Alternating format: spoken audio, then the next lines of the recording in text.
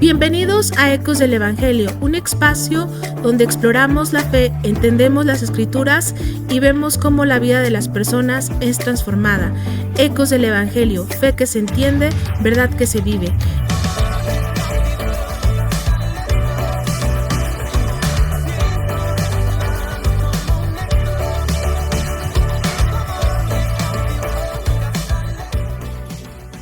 El día de hoy vamos a ver cómo nos podemos relacionar más con Dios a través de la oración y de la búsqueda de su palabra. Pero en esta ocasión vamos a explorar todo lo que dice el Padre Nuestro, una oración que todo mundo conocemos, pero que el día de hoy, de la mano del pastor Javier, nos vamos a adentrar y a profundizar un poquito más. Bueno, bienvenido, pastor. ¿Cómo se encuentra el día de hoy? Muchas gracias. Muy contento y muy bendecido de poder estar aquí con ustedes. Bueno, pues les voy a contar un poquito más acerca del pastor Javier. El pastor Javier tiene desde los 17 años sirviendo al Señor, desde todo, ¿verdad? Desde niños, yo creo que desde el audio, ¿qué le tocó servir al Señor? Desde poner las sillas, desde ver que todo estuviera bien. Desde los 17 años usted comenta que está al servicio del Señor. Claro, o sea, desde que llegamos, cuando el Señor nos alcanza, estamos en nuestro primer amor y es que, bueno, yo creo que seguimos en ese primer amor porque es muy importante cuidarlo, ¿no? Pero de todo, desde el aseo, desde la limpieza de los baños, desde la construcción de la iglesia y bueno, desde ahí jamás nos hemos apartado del servicio del ministerio de Dios.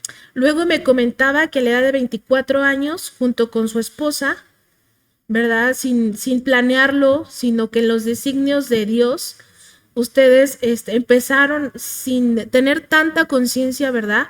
Acerca a pastorear, a cuidar, a velar un poquito acerca de la congregación que hasta el día de hoy continúan pastoreando. Así es, gracias a Dios que en su presencia Él nos tenía ahí, ¿verdad? Recuerdo que hubo una situación como en muchos lados y ahí nos dejaron de encargados por 3 meses y esos 3 meses se han convertido en más de 20 años, ¿no? Para la gloria de Dios ahí estamos y tenemos una iglesia muy hermosa, muy linda y seguimos creciendo porque también ya empiezan a salir más congregaciones de la misma. ¡Qué bendición! Y siempre de la mano de la pastora Eli, ¿verdad? Que también tengo el gusto de conocerla. Y yo creo que han sido un matrimonio de inspiración para muchos, porque son un matrimonio al servicio de Dios todoterreno, que le entran a un poquito de todo, ¿verdad?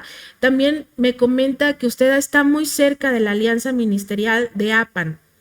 Ahí usted está ahí velando la vida de la cuestión pastoral, aconsejando. Entonces también Dios lo está moviendo a esta parte de ser un apoyo para los demás siervos, para los demás ministerios. ¿Es así, pastor? Así es. Yo creo que desde que Dios me lo mostró, nos lo reveló como muchos ministros, creo yo que la vida de las personas no se mide, ¿verdad?, por los años de vida que tengamos, aunque oramos que tengamos muchos, sino que la vida de las personas se evalúa por la adoración, por la aportación, por lo que podamos dar, ¿verdad?, para las demás personas y gracias a Dios porque nosotros no lo buscamos, pero ahí estamos trabajando ya en varios periodos de la alianza. Llegó el momento en que yo les tuve que decir, yo no quiero formar parte no necesito un nombramiento, un cargo, ¿verdad? Porque sabemos que hay que trabajar por la unidad de la Iglesia de Cristo para testificar que Dios es el que nos ha enviado. Y bueno, pues ahorita estamos trabajando como guía espiritual de la mesa directiva y también como consejero y aportando de lo que Dios ha puesto en nuestra vida. Haciendo equipo. Así es. No tan solo se escucha bien decir hay que estar unidos, sino también ser parte de esa unidad, ¿no? Entonces es algo muy hermoso poder seguir siendo parte de la unidad a través de estar siempre presentes en una red pastoral, apoyando, a veces echando porras, a veces dando un consejo, a veces la presencia también es lo fundamental dentro de la unidad, ¿verdad?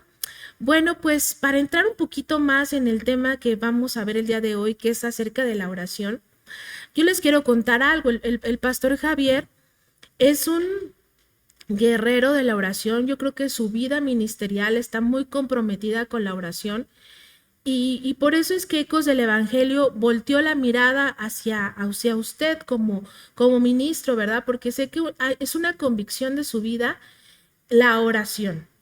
¿Qué nos podría decir? ¿Cómo podemos acercarnos más a Dios? ¿Cómo podemos fortalecer más nuestra relación con Dios? Muchos lo conocemos como vida devocional.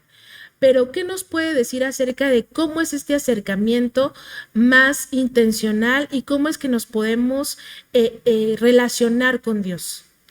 Creo que es algo que Dios, ¿verdad?, coloca en la vida de las personas, y es obvio que el tiempo devocional, creo yo que es apartar un tiempo especial, específico durante las 24 horas del día, ¿no? Puede ser durante el día, durante la noche, porque no solamente es comunión, creo yo, hija, sino que es la comunión, alguien dijo de dos vías, ¿no? Nosotros oramos, ¿verdad? Buscando el rostro, la presencia, la dirección, la guía de Dios, y Él nos responde a través del consejo de su palabra.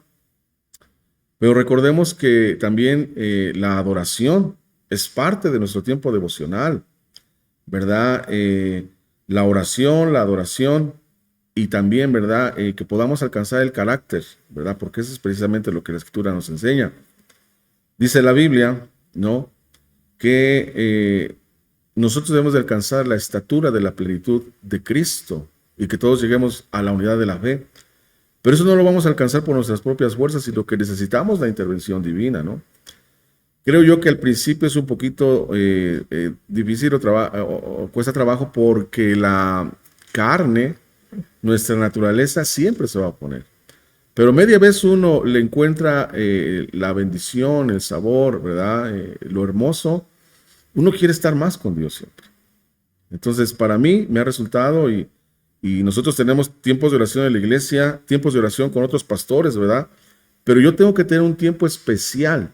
Yo no puedo descuidar esas partes, pero mi relación con Dios o mi devocional, si mis actividades comienzan a las 6 de la mañana, pues yo tengo que ser sabio y astuto para poder empezar antes mi tiempo devocional personal con Dios, y a las 5 de la mañana yo estoy con el Señor. De 5 a 6 yo estoy con Dios, y después de 6 con los pastores y con la iglesia y con otras actividades. Entonces, eso es lo que nos da el acercamiento a Dios, ¿verdad? Relacionarlo. Apartar un tiempo específico de nuestro día para poder adorarle, para poder leer una porción de la Escritura y para poder orar.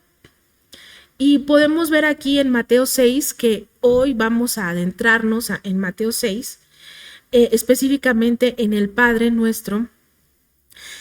Aquí me encanta porque está Jesús en el Sermón del Monte, ¿no? Está enseñando. Antes de entrar a lo que es esta oración modelo, pues Jesús está dando una enseñanza de cómo no debemos orar, ¿no? Dice, no lo hagan para que los vean los demás, no lo hagan con repeticiones, no lo hagan para que se sientan más espirituales que otros.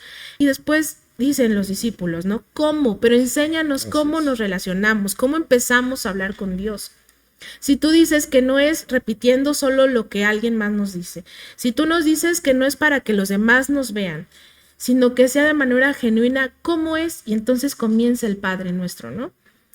Entonces, ¿le parece si nos lee esta porción de la Biblia? ¿Cómo es que Jesús les dice aquí, estaba en una montaña, ¿no? Así es. Enseñando. Y entonces él, a todos los que estaban ahí, empieza a decirles cómo es una forma correcta de relacionarnos con Dios. Cometemos el error de solamente memorizarlo o de leerlo mecánicamente, automáticamente, y perdemos la esencia del mensaje, ¿no? Y creo yo que Jesús no quería eso, porque todos nos sabemos de memoria el Padre Nuestro.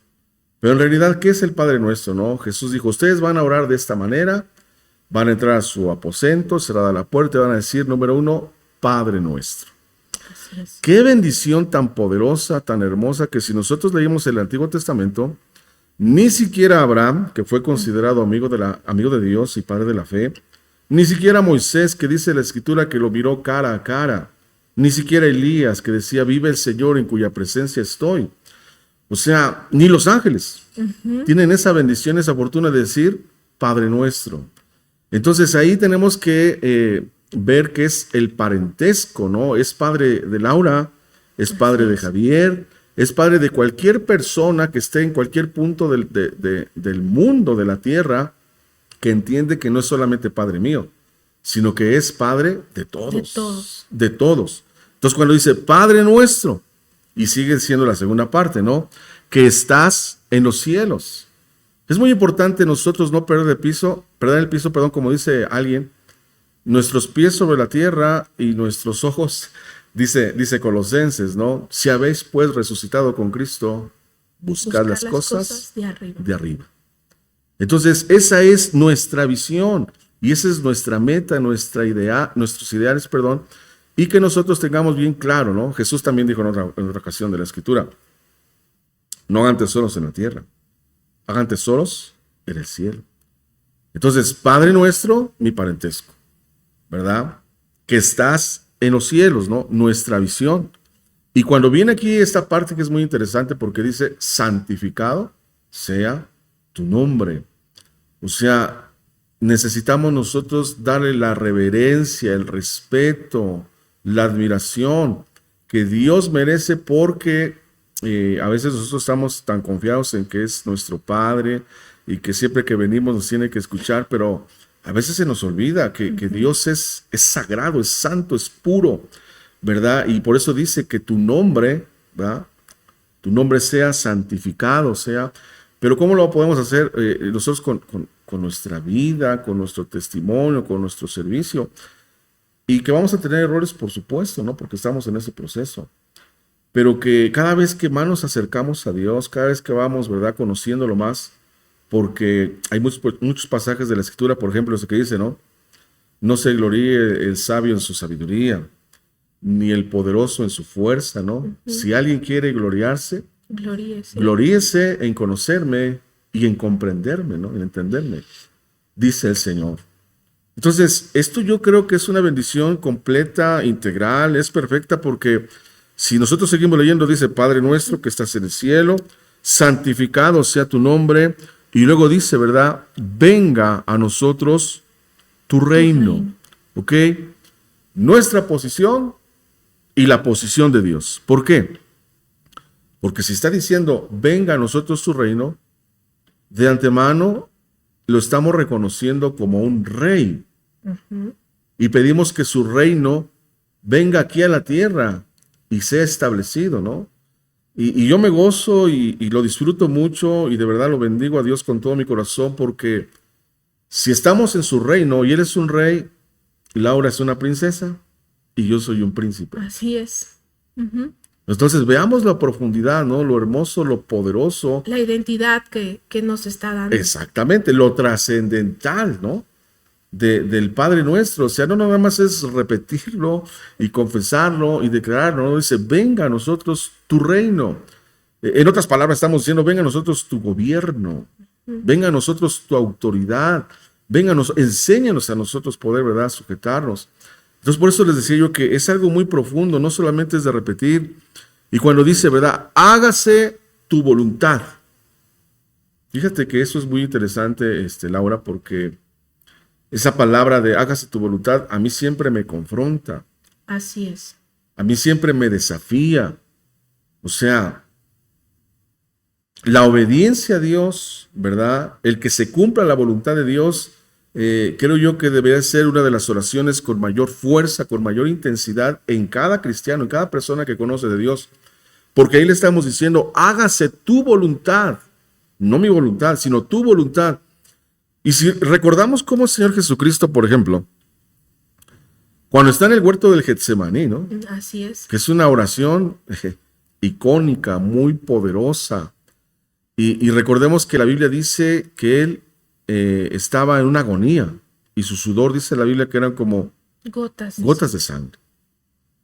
Y dice que Él declaraba, mi alma está triste hasta la muerte.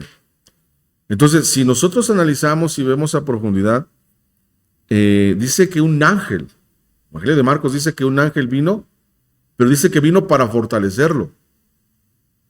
Pero no para que la voluntad de Padre Dios se cambiara o fuera diferente, ¿no?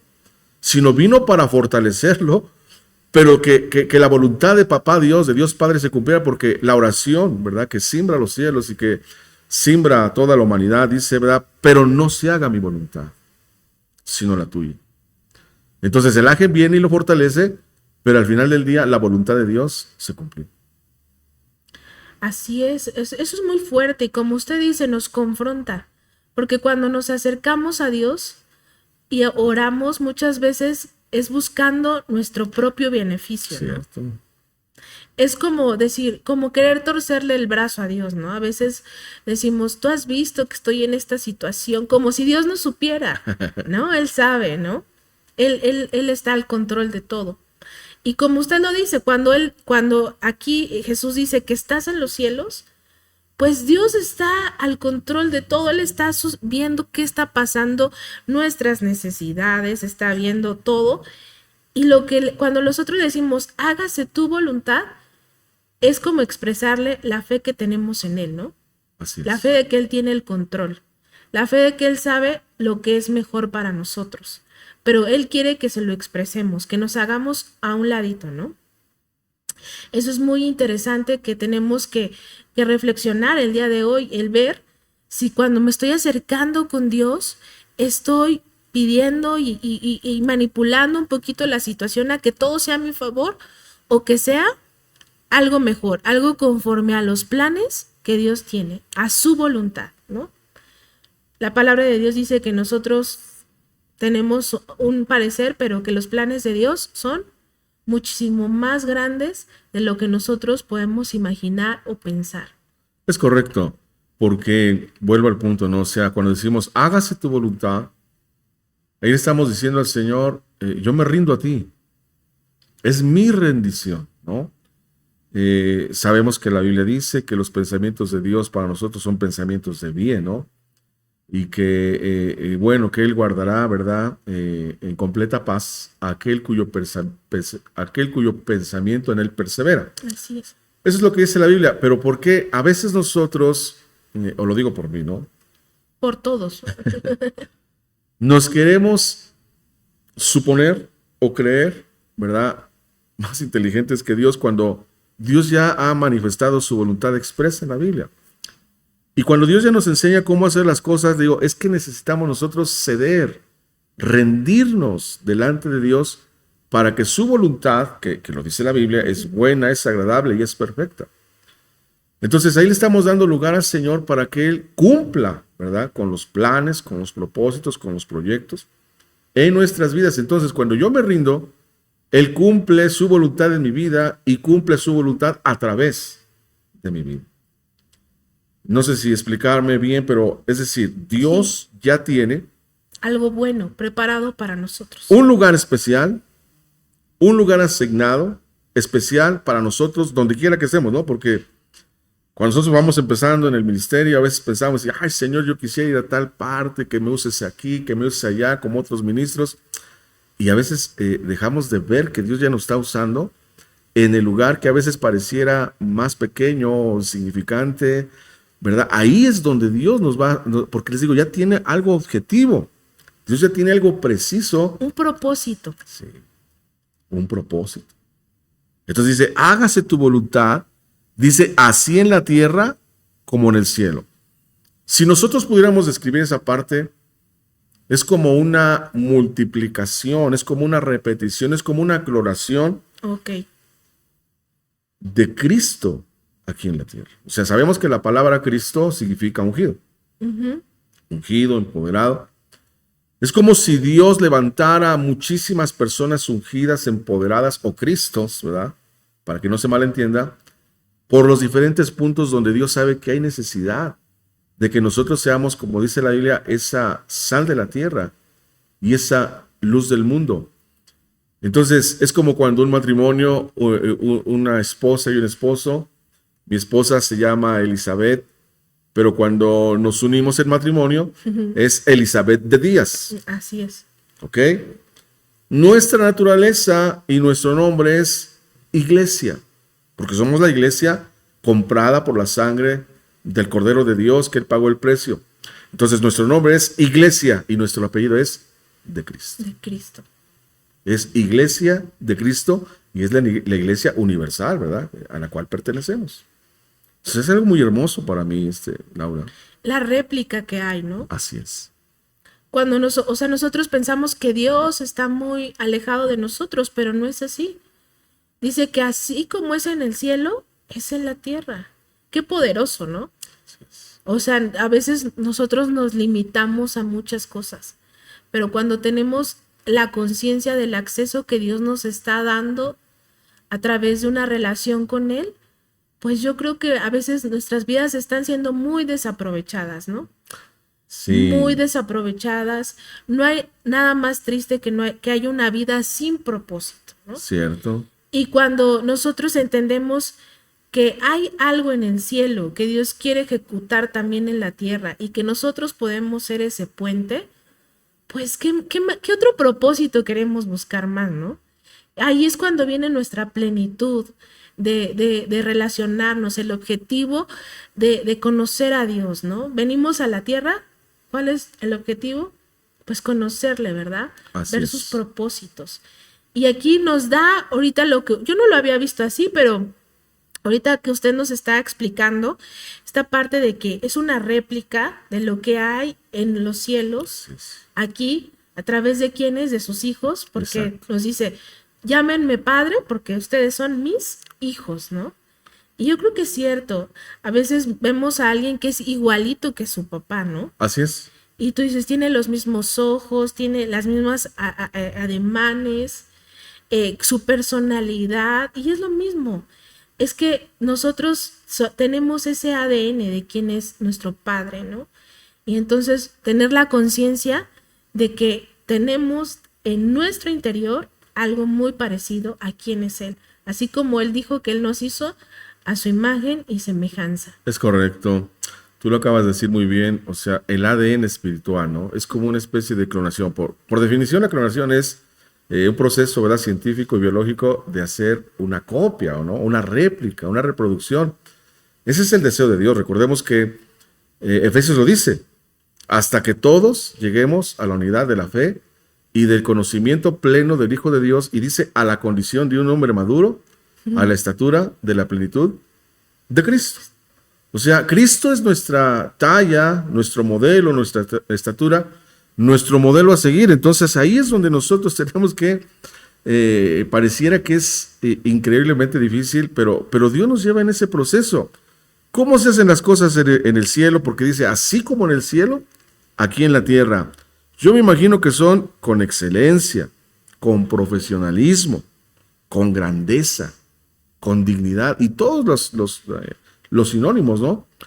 Porque ya que nosotros entendemos esa parte, que estamos en esa mejora, es decir, Laura, mira, si pudiéramos decirlo de esta manera, ¿cuál es nuestra meta aquí en la tierra como hijos de Dios, ¿no? Como hijos de Dios. Porque metas profesionales todos tenemos. Y son aceptables. Es correcto, son aceptables. Metas profesionales, metas afectivas o en el matrimonio, ¿verdad? Metas en cuanto a la familia.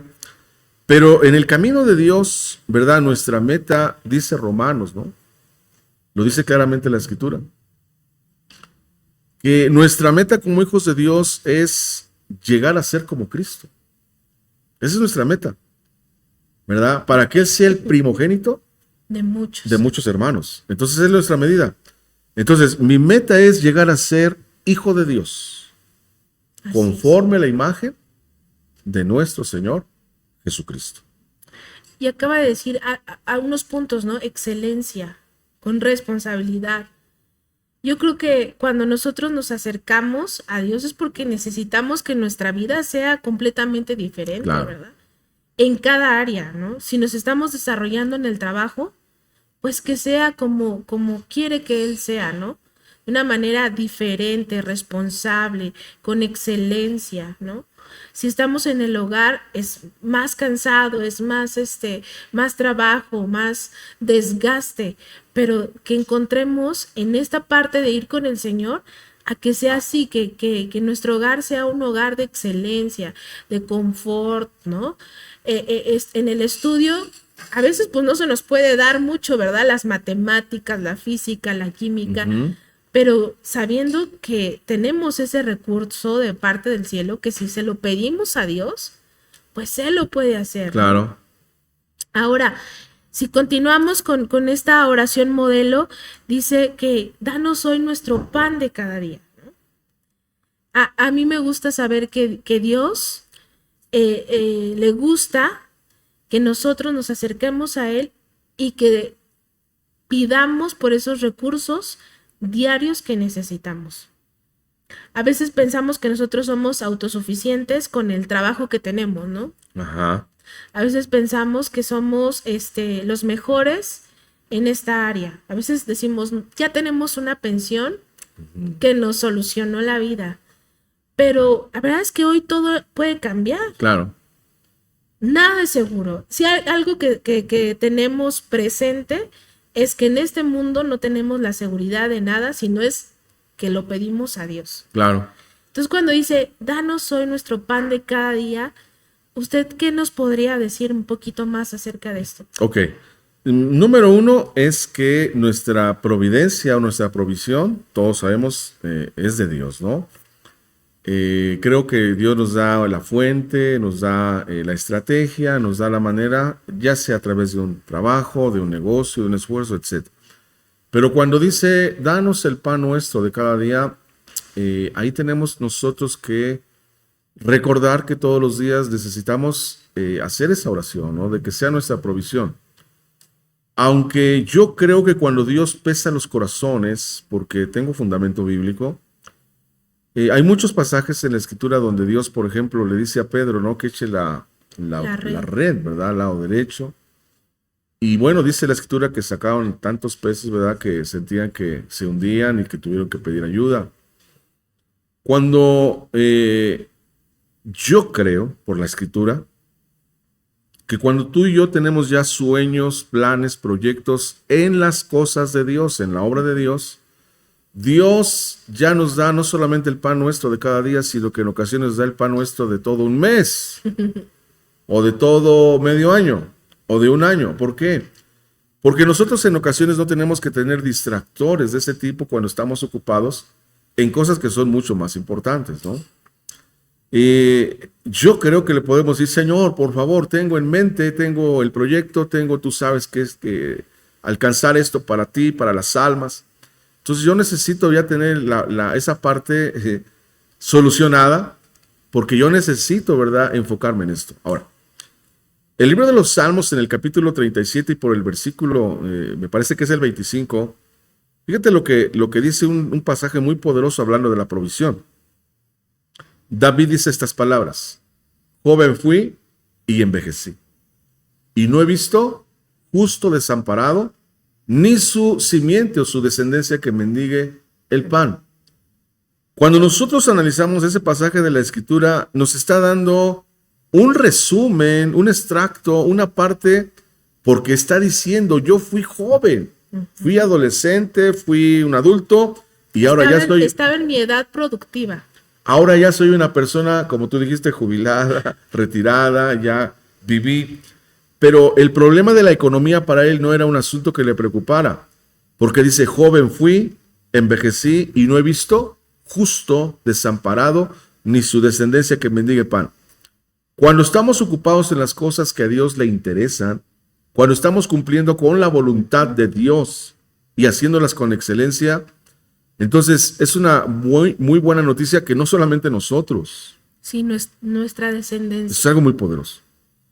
Nosotros, nuestros hijos, nuestros nietos y nuestras futuras generaciones. Yo veo gente que dice es que voy a comprar un seguro de vida, nadie tiene la vida comprada, me preocupa mi esposa, me preocupan mis hijos. Nos está dando ahí la receta o el antídoto, la clave, ¿no? El verdadero seguro de vida. Qué hermoso saber que el día que yo parta, ¿verdad?, la presencia de Dios, y yo espero que me permita todavía muchos años más, pero saber que mis hijos y que mis nietos y mis bisnietos ya tienen, ¿verdad?, asegurada la bendición de parte de Dios. Dice, no he visto justo. ¿Qué es lo que tenemos que hacer? Practicar la justicia. Así es. Practicar la justicia, porque Jesús lo dijo con otras palabras, pero dijo en esencia lo mismo. Busquen primero el reino de Dios. Y su justicia. Y su justicia. Y todo lo que ustedes necesitan será como una consecuencia, será como una, ¿verdad? Un plus, ¿verdad? Un bono. Resultado. De que nosotros, así es. Entonces, ahí está. Y es que cuando dice, no he visto, fíjate que a veces somos muy dados a juzgar equivocadamente, porque ahí no está hablando de una cuestión de óptica. Dice, no he visto. Sucede que, por ejemplo, a veces queremos ver lo que no debemos de ver y no vemos lo que Dios quiere que veamos, ¿no? Estamos desenfocados. Exacto. Nuestro enfoque no es el correcto. Porque estamos preocupados por las cuestiones de la inflación, por las cuestiones económicas que imperan el país, ¿verdad? Por todo. Pero cuando nosotros entendemos, ¿verdad? Que nuestra mirada, número uno, tiene que estar puesta en Dios, en el cielo, en su obra. Entonces ahí el enfoque es el correcto, ¿no? Y entonces estamos apuntando y mirando el enfoque, porque dice Colosenses, sale a colación otra vez del pasaje. Dice, poned la mira. Otra versión dice, poned la mente. O poned el enfoque en las cosas, ¿no? Del cielo, en las cosas de Dios. Entonces, cuando estamos nosotros depurando, quitando y poniendo las prioridades correctas, para Dios no es problema bendecirme, ¿verdad? Económicamente, para que el sustento no sea un problema. Y lo puede hacer mucho más, ¿no? Porque ya pesó tu corazón y ya pesó mi corazón. Y entonces sabe que ahora la bendición económica no nos va a dañar, sino por el contrario. Somos buenos mayordomos, buenos administradores y sabemos con qué propósito Dios nos da la economía. Cuando dice la Escritura, siervo, bien buen siervo y fiel. En lo poco fuiste fiel, sobre mucho te pondré. Entonces la provisión depende de Dios, pero cuando nosotros tenemos metas, Dios te da mucho más de lo que necesitamos. Bueno, pues aquí ya tenemos una tarea para nosotros reflexionar acerca de dónde están mis prioridades, ¿no? Así es. Muchas veces hay una queja en cuanto a la provisión. Nos llenamos, ¿no? De temores. Vemos lo mediático. Pero como usted dice, ¿en dónde está nuestra visión? Así es. Porque no estamos viendo la provisión de Dios como su palabra dice que lo tenemos que ver, ¿no? Entonces, aquí yo creo que usted nos deja una tarea para la almohada, para reflexionar de cómo es, por qué estoy viendo la provisión de esta manera. Alguien dijo, y es muy cierto, la queja es la alabanza del enemigo. La queja es la alabanza del enemigo que le fascina, ¿no? ¿Por qué? Porque la antítesis o lo contrario a la gratitud es la queja, ¿no? Entonces, desde que amanece, yo a veces cometí el error, ¿no? De decir, ya amaneció tan pronto, papá Dios, no pude descansar. Inconscientemente yo estaba quejándome, ¿no? Porque hubiese querido otros 5 minutos o más descanso. Pero caso contrario, cuando nosotros somos agradecidos, ¿no? Porque es bien cierto, todos sabemos que muchas personas ya no amanecen o no les permite un día más, ¿no? Pero a nosotros nos permite un día y cuando nosotros lo comenzamos con gratitud a Dios, la gratitud es una de las llaves más poderosas que pueden abrir muchos milagros que vengan del cielo sobre nuestras vidas, ¿no? Entonces hay que agradecer por todo, dice la Escritura, ¿no? Hay que agradecer, ¿verdad? Por lo poco y por lo mucho. Hay que agradecer en ocasiones hasta por los problemas y las enfermedades. Hay que agradecer, ¿no? Porque tienen un propósito. Yo recuerdo cómo el Señor Jesucristo, antes de poder hacer ese milagro de el resucitar a Lázaro, la Escritura dice bien claro, ¿no? Que dijo, Padre, yo te doy gracias porque siempre me escuchas. Y ahí está registrado, ¿no? Cómo él dio gracias. Estaba pasando un momento difícil. Por supuesto. Estaba viviendo la pérdida de su amigo. Y es el único de los casos que dice, Jesús lloró. Entonces era un momento difícil, pero sin embargo yo veo que también hay una enseñanza muy poderosa para toda la gente, para los discípulos, para las hermanas de Lázaro, respecto de la oración misma, ¿no? Porque dijo, yo te doy gracias porque siempre me oyes. Y cuando uno es agradecido, inmediatamente viene el milagro de la resurrección, ¿no? Cuando habían 5 peces y 2 panes, dice la escritura, ¿no? Y los discípulos dijeron, ¿pero qué es esto para tan grande multitud, no? Pero él le dice que Jesús, ¿verdad?, alzó los ojos al cielo y agradeció por los peces y los panes. Entonces la gratitud antecede, la gratitud prepara, la gratitud abre muchísimos milagros. Entonces, si teníamos la mala costumbre de quejarnos, hay que recoger esas palabras, ¿verdad? Dejarlas sin efecto y reprogramar nuestro vocabulario y que siempre de nuestros labios, siempre de nuestra boca salgan palabras de gratitud y de reconocimiento. Insisto, hasta por los problemas, porque eso nos acerca más a Dios. Así es, que no salga el impulso de quejarnos. El lema de Ecos del Evangelio es fe que se entiende, verdad que se vive. Cuando entendemos que la gratitud, como usted decía, abre puertas, transforma, es una oportunidad para ver un milagro de Dios. Así es. Entonces está transformando nuestras vidas. Entonces, olvidemos la queja. Sí. Seamos más conscientes de cómo estamos hablando y de corazón que haya una gratitud de parte hacia Dios, de todo lo que está sucediendo alrededor de nuestras vidas. Incomprensibles, sí, ¿verdad? A veces sí. Sí. A veces un poco doloroso, sí. Pero cuando nosotros tenemos una gratitud, nuestro dolor va a ir como cediendo, ¿verdad? Sí, y es llevadero. Llevadero. Con Dios. Con Dios, por supuesto, que todo se puede superar, ayudar.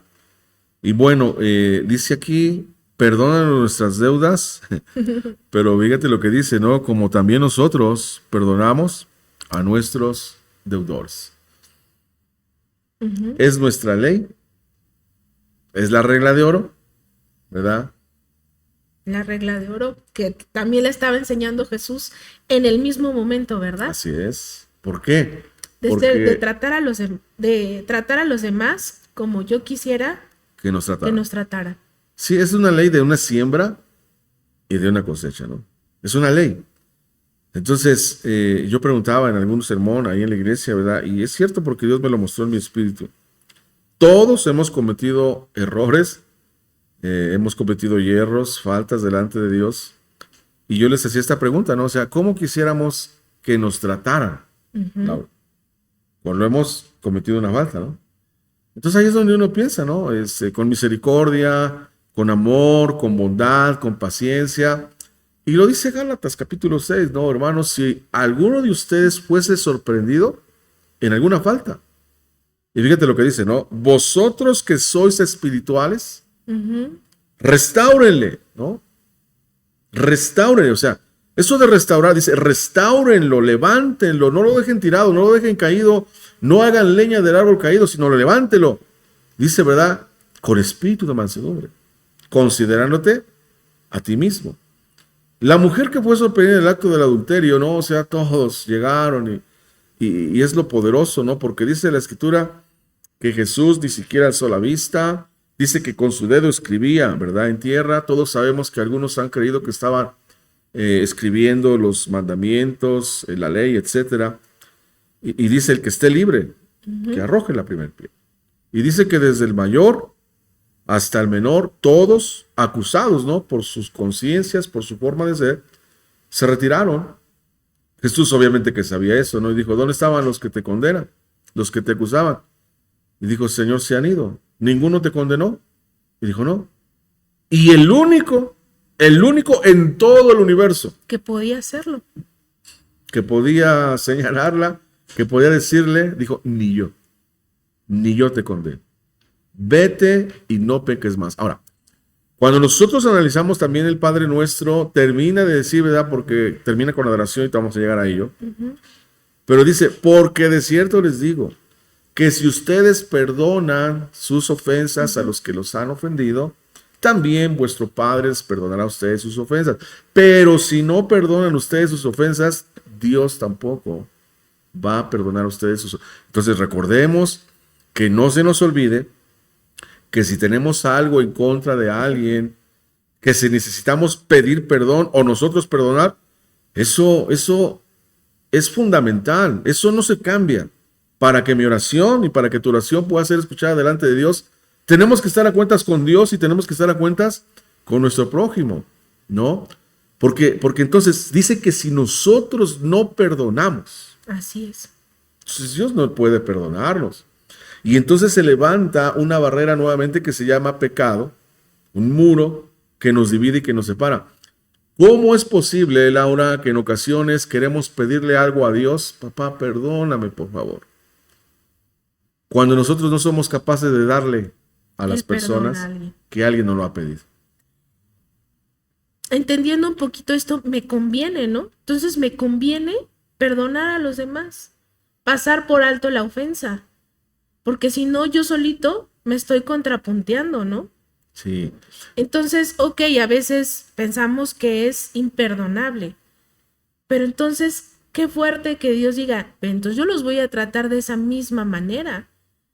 Entonces ahí es algo que nosotros podemos medir en la balanza. Bueno, ok, me sentí muy ofendido, ok, es imperdonable, pero ¿acaso yo estoy libre, como decía el ejemplo?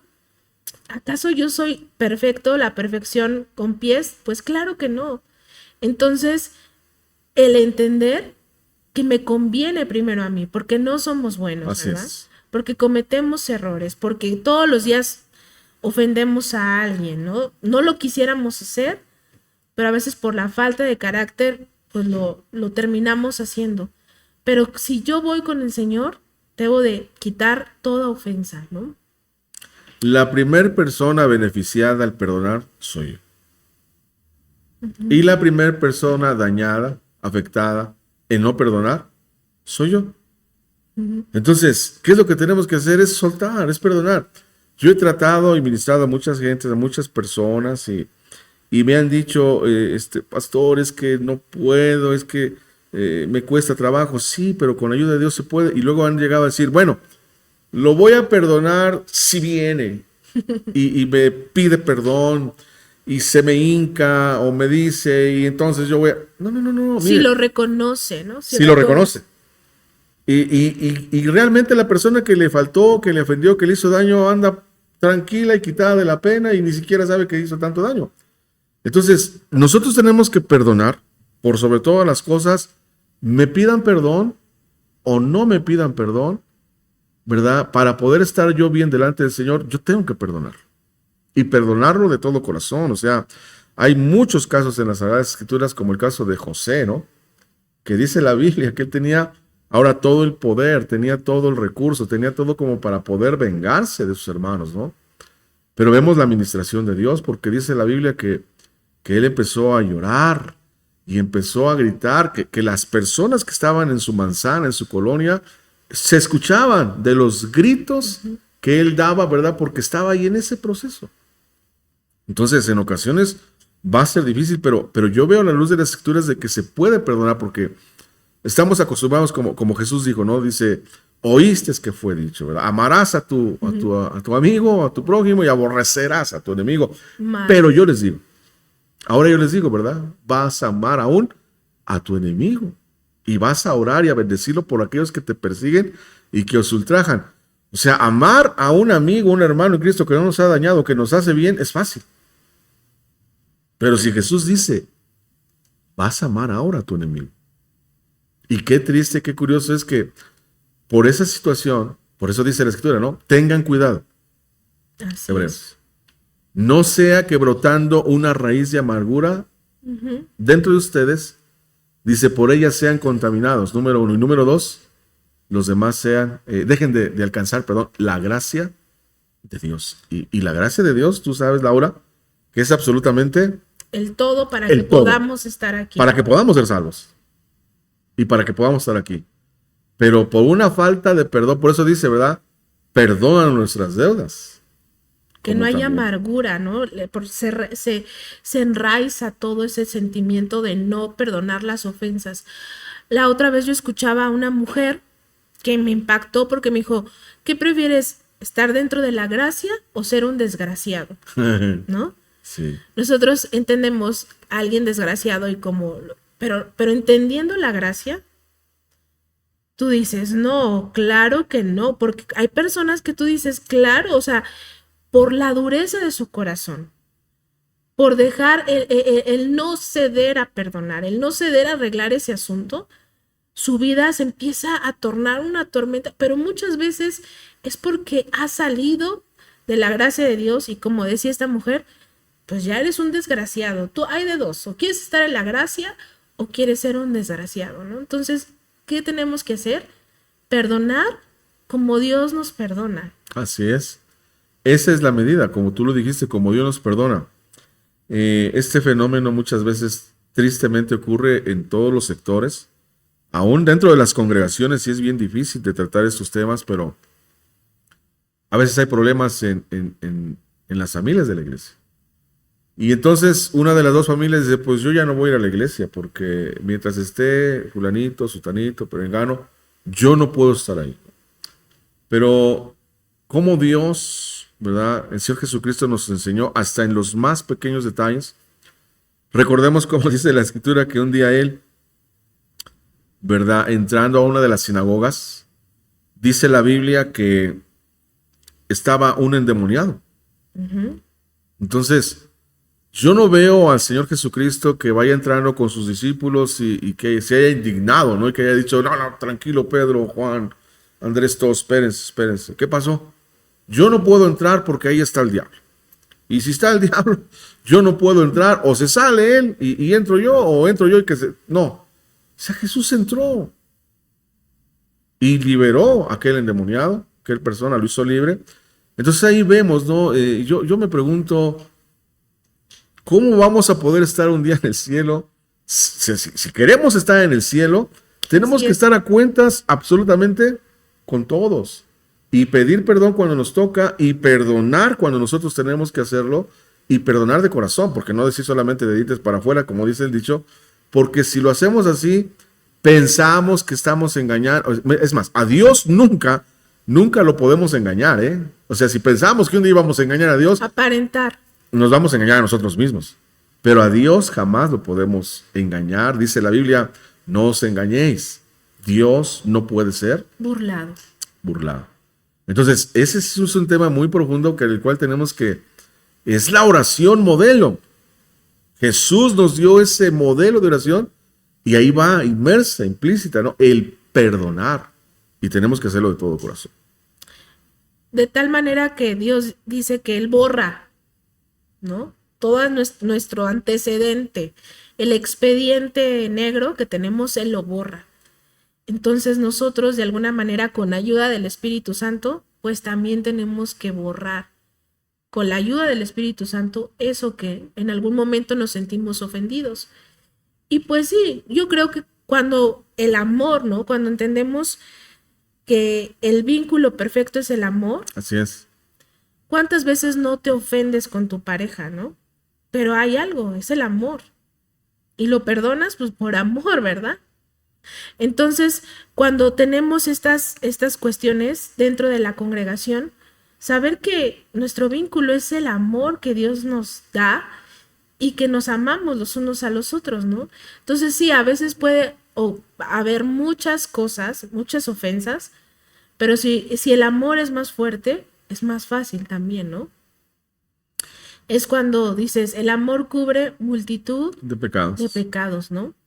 Y entonces, si nosotros tenemos esa conciencia, pues podemos aún restituir y poder retomar una relación con todas las personas, ¿no? En dado caso, cuando estamos ofendidos, porque también nosotros somos ofensibles para otros, ¿verdad? Entonces ahí es un detalle que tenemos que guardar. Uh-huh. No nos metas en tentación, pausa o coma, ¿no? Esa es nuestra petición delante de Dios. Esa debe de ser nuestra petición de todos los días, ¿verdad?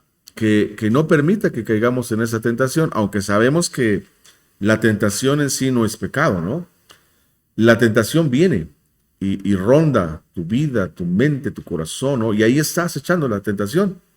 Entonces nosotros tenemos dos opciones, ¿no? De poder nosotros soportar o resistir la tentación. Pero ahí yo veo que es una petición muy fuerte, muy sentida, muy sincera que el Señor Jesucristo nos estaba enseñando, porque hay cosas que no vamos a poder hacer por nosotros mismos. Que no vamos a resistir. Que no vamos a resistir y que no está en nuestra capacidad de soportarlo, porque, ¿verdad? Dice la Escritura ahí, Santiago, no, si alguno es tentado, no diga que viene de parte del Señor. Cada uno de su concupiscencia es atraído y seducido por el pecado, por la tentación. Pero hasta ahí va bien.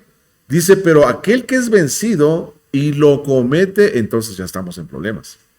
Por eso es que necesitamos la Pedir fuerza. ayuda. Pedir ayuda. Reconocer que nosotros no podemos. Si leímos la historia de los jueces, cuando el pueblo fue gobernado, hay un caso específico de Otoniel. Y dice que el pueblo de Dios volvió a hacer lo malo delante del Señor. Y dice que entonces Dios los vende. Fíjate lo que dice la Escritura porque es algo muy profundo. Los vende, ¿verdad?, en manos de Cusam Risataín, rey de Mesopotamia. Y cuando analizamos e investigamos los significados bíblicos, Cusam Risataín dice que significa enemigo de doble maldad o iniquidad. Entonces, hay pecados que se cometen en el cuerpo o en la carne. Hay pecados que se cometen a nivel del alma porque se trastoca. Y hay pecados que llegan a alcanzar hasta el espíritu. Pero aquí cuando dice que Cusam Risataín, ¿verdad? Esas transacciones espirituales, ¿verdad? Dios tuvo que levantar a un juez llamado Otoniel.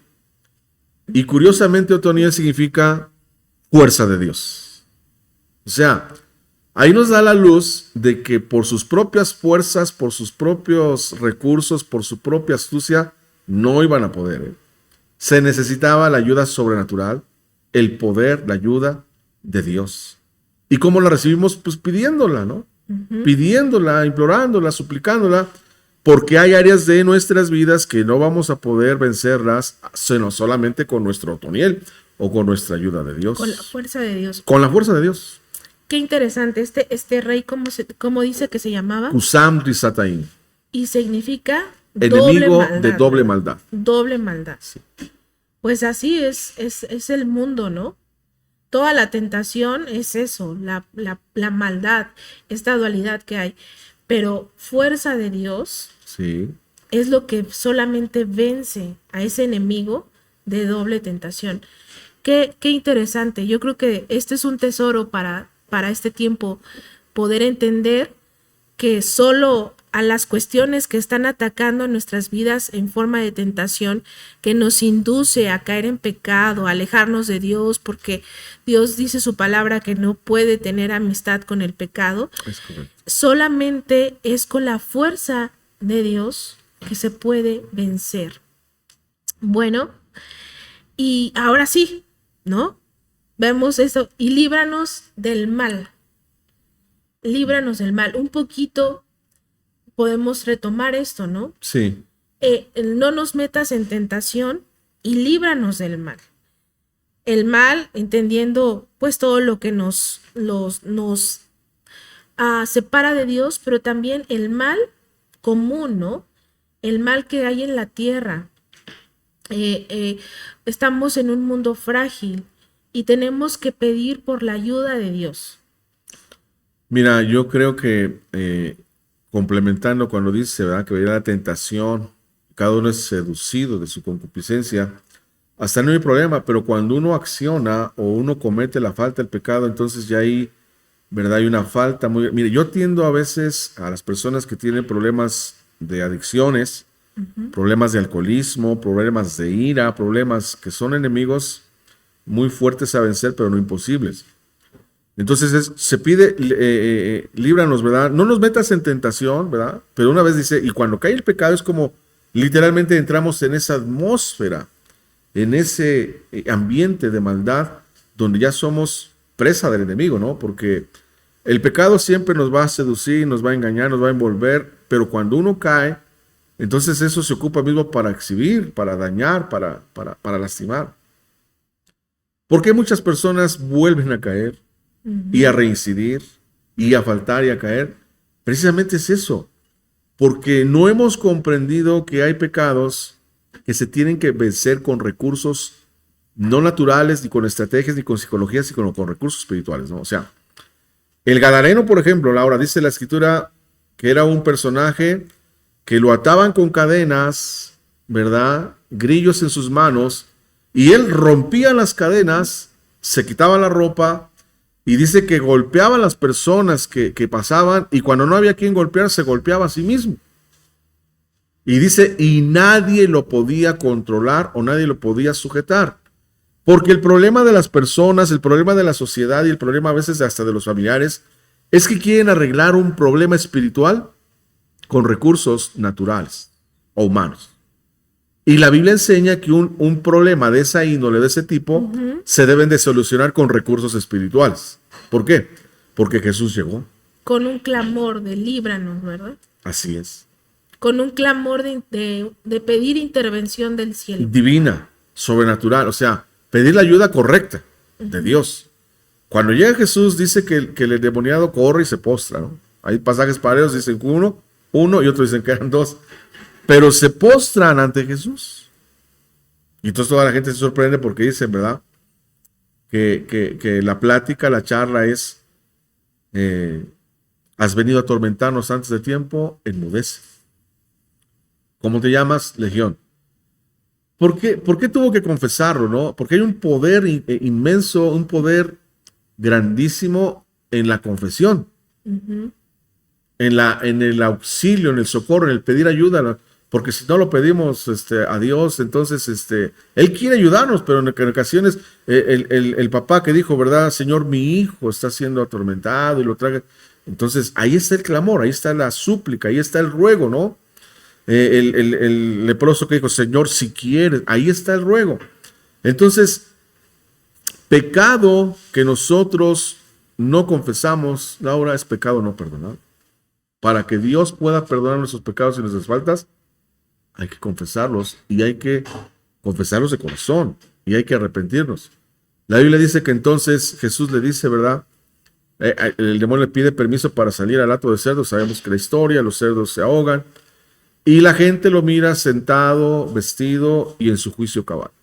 Y entonces quería seguirlo y dice, no, ve y muéstrate a todos los de tu región, a los de tu casa.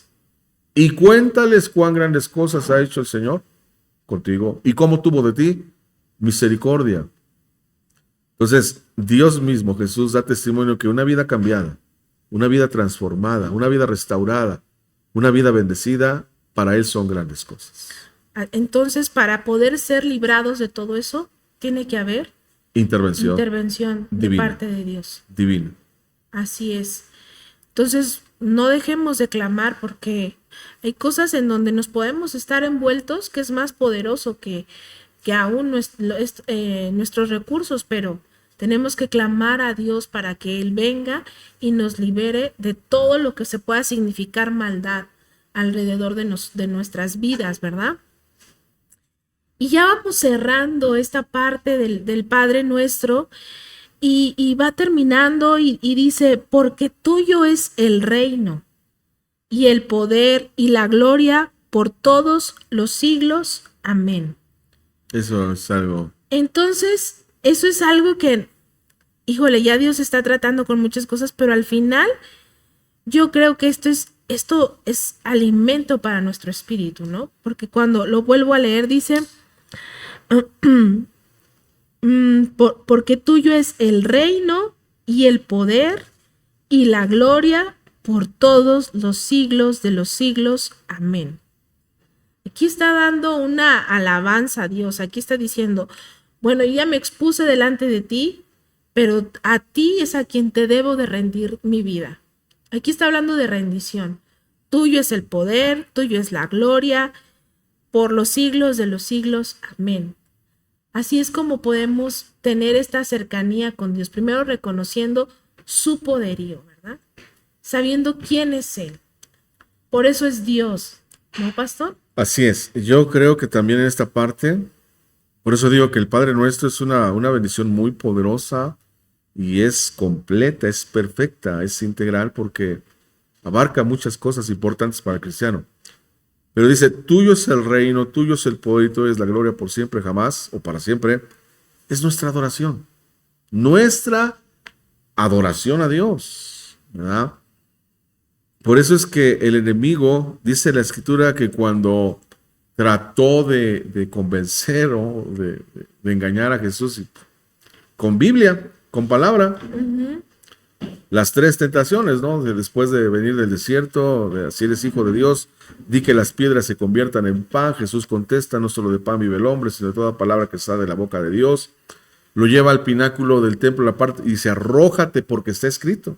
A sus ángeles mandará cerca de ti para que tu pie no tropiece en piedra. Y le contesta, escrito está, al Señor, ¿verdad? No tentarás, perdón, al Señor tu Dios. La última tentación, porque el enemigo, recordemos que eso fue lo que hizo que se rebelara. La causa de todo mal. La causa es que él quería recibir adoración, veneración, devoción. Como Dios mismo dice, me subiré, ¿verdad? Junto al trono de Dios, estableceré mi trono y seré semejante al Altísimo. Entonces, eso es la esencia de la rebeldía del enemigo, ¿no? ¿Por qué? Porque él quisiera la adoración y cuando nosotros se la damos a Dios, cuando nosotros la expresamos a Dios, estamos diciendo, ¿verdad? Que Él es en realidad todo y finalizamos con esa adoración. Porque dijo, ¿verdad? Dice que le mostró los reinos de la tierra y entonces el enemigo le dice, todo esto yo te voy a entregar si tú postrado me adoras. Escrito está, al Señor tu Dios adorarás y a Él solo lo servirás. Qué curioso, qué interesante que la adoración y el servicio son las dos cosas que yo veo a la par que Jesús declaró que están al mismo nivel, que están a la par. Adoración y servicio. Adoración y servicio. Entonces, cuando yo adoro a Dios, yo lo estoy sirviendo. Y cuando yo le sirvo a Dios con todo mi corazón, lo estoy adorando. Es cierto. Es adoración y servicio, y qué hermoso porque, y lo voy a decir con esas palabras, si alguno me sirve, Jesús dijo, o si alguno me adora, pero conforme a la adoración que viene bíblico, como Dios quiere, ¿no? Número 1 dice, mi Padre lo honrará. Y número 2, y donde yo estoy, ahí estará conmigo mi servidor. En el cielo no van a ser los lugares los mismos para todos, ¿eh? No van a ser los mismos para todos. Y como tú bien dices, Laura, esto es algo que nos debe desafiar a todos porque el día que Dios nos llame a cuentas, ¿verdad? Queremos que se abra el portón principal. Así es. No por la parte trasera del cielo, y que cuando se abran las puertas se diga, no, bien, buen siervo y fiel. Lo poco sí fuiste fiel, sobre mucho te pondré. Entra en el gozo de tu Señor. Entonces la adoración, por eso es que el enemigo siempre la deseó, siempre la quiso, siempre procuró, pero ahí nuestro Señor Jesucristo nos enseña a terminar. Porque tuyo es el reino, de nadie más. Tuyo es el reino, porque tuyo es el poder y porque tuyo es la gloria. Bueno, cuando nosotros declaramos esa frase, los demonios tiemblan y huyen despavoridos, ¿no? Y los aires literalmente son limpios espiritualmente hablando. Es como el Salmo 91, ¿no? El que habita al abrigo del Altísimo, y esa es la colación, el devocional, ahí está la colación, la oración, ahí está la colación, ¿verdad? La adoración, porque dice, ¿verdad? El que habita al abrigo del Altísimo morará. Una cosa diferente es pasar de largo y otra cosa es establecerse y morar, ¿verdad? Morará bajo la sombra del Altísimo. Morar bajo la sombra del Altísimo, nada ni nadie nos podría hacer daño. Aquí nos vencemos el mal, vencemos la tentación, vencemos la falta de perdón, vencemos todo. Wow, pues tenemos que tener mucha conciencia del poder, de la gloria de Dios, ¿no? Cuando hay que pedirle al Espíritu Santo que nos diga y que nos revele esta palabra, porque así nuestra oración es más fácil, ¿no? Así es. Cuando vemos todo el esplendor del poder de Dios en su creación, en cómo nos sostiene, en que Él tiene el poder para destruirnos y es mesurado aún y no ejerce todo su poder, aunque es poderoso. Cuando vemos su gloria, ¿no? Vertida en nosotros en su amor, en su misericordia, en su gracia, ¿cómo no vamos a rendirle adoración? ¿Cómo no nos vamos a postrar delante de Él? Y así termina el Padre Nuestro dándonos una invitación a postrarnos y tener conciencia de quién es al Dios al que le llamamos Padre? Así es. ¿De quién es al Dios al que le estamos pidiendo que haya un pan en nuestra mesa? Así es. ¿No? ¿De quién es al Dios que nos libra de todo mal, que no nos deja caer en tentación? Entonces, aquí nos aterriza decirle, es el gran yo soy, es el Rey de reyes, Señor. es el Señor de señores, ¿no? Por Él existen todas las cosas, por Él subsisten, por Él fueron creadas todo lo que tú puedes tener y desear. Y bueno, Él creó todo, ¿no? El universo, las estrellas, y ese Dios te está escuchando. Así es. Y ese Dios está atento a lo que estás pidiendo. Y ese Dios está atento a tu voz. ¿Cómo no nos vamos a rendir? ¿Cómo no le vamos a dar gloria? ¿Cómo no vamos a apartar un momento de nuestro día y decir, Señor, tú eres el todo, porque si en ti no subsiste nada? Entonces, esto es la invitación del Padre nuestro también. ¿A qué? A mirar su poder y su gloria, su eternidad. Dice, por los siglos de los siglos. Amén. Es correcto. ¿No? Si Sí. nos pudiera decir algo para cerrar este capítulo, este episodio. Este episodio, pues, enamorémonos, ¿no? Cada vez más de las verdades de la Biblia, el modelo que tenemos a seguir. Yo creo que cuando uno encuentra ese sabor, esa alegría, la sazón para nosotros va a ser un deleite, no va a ser ni algo cansado, ni algo obligado, ni algo, ¿verdad?, a fuerza, sino que lo vamos a disfrutar. Yo veo en las Sagradas Escrituras que hay dos tipos de descendencias o tipos de linajes, ¿no? Pero a mí me bendice muchísimo. Por eso decía que David, el día que Dios se lo lleva a su presencia, sabía que sus generaciones estaban aseguradas. Y el libro de los Salmos 112 es algo que de verdad me ha bendecido tanto, Laura, tanto, porque dice, ¿verdad?, que la generación de los rectos será bendita en la tierra, ¿no? Que nuestra descendencia sería poderosa. De verdad que cuando nosotros entendemos esa parte, nos gozamos porque es a través de la oración, de la comunión, del devocional, que vamos a dar ejemplo a nuestros hijos y nietos, y ellos en automático, ¿verdad?, van a continuar con el legado, con el trabajo, con la tarea y con la asignación que Dios nos ha delegado. Pero ya no vamos a tener tiempo como para decir, es que tienes que guardarte, tienes que cuidarte del pecado. No, nuestros hijos y nuestros hijos vamos a estar dedicados, porque si somos benditos, es decir, somos apartados para Dios, para desarrollar la tarea, la comisión del trabajo aquí en la tierra. Y cuando otros todavía están pensándolo si se convierten o no se convierten, si forman parte de, para mí me bendice y me emociona mucho saber que somos la iglesia de Cristo. Y saber que una relación con Dios es una vida de bendición, es una vida de propósito, es una vida asegurada en las bondades y en las misericordias de Dios. Es correcto. Pues nos dio mucho gusto que nos acompañaran en este episodio de Ecos del Evangelio. Yo estoy segura que va a ser de mucha bendición para cualquiera que nos esté escuchando. También tengo la convicción que van a ver el Padre Nuestro de otra manera.